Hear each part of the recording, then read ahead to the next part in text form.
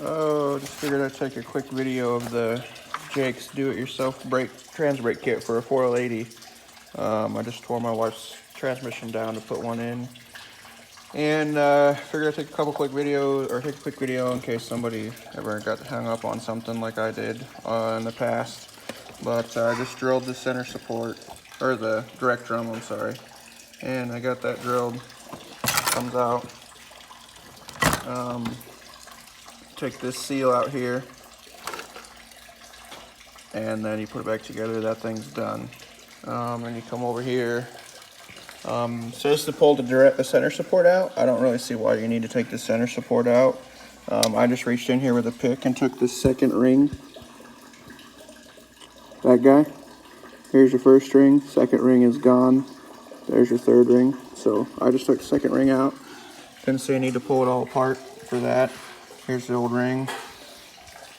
And then, oh yeah, the set screw. You got to drill and tap a set screw down in here.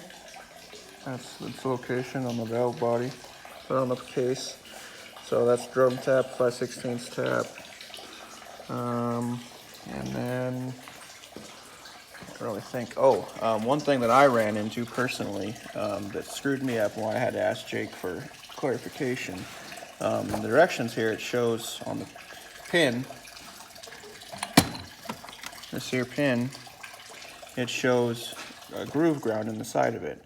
And after talking to Jake, those are the website, and that photo is from an older kit, and they made some modifications to the new separator plate that you don't have to grind that slot in the pin anymore. So you don't have to do that. Just ignore the grind mark. And then really can't think of anything else people might have trouble with. The only other thing I could think of that you gotta do is pull the seals off of this guy here. So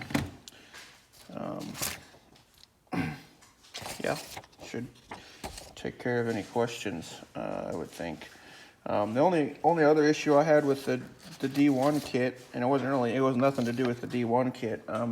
I had to do a segment swap for my 4L80, and I have a 73 Camaro with the LS1 and a 4L80. And when I first did the segment swap, there was no, if you look at the directions here, if this trans brake, if you put the shifter in manual first, and it gets to, I think it's like 5,500 RPM or something like that in first gear, in some of the operating systems, it will automatically upshift to second, even if the shifter's in first.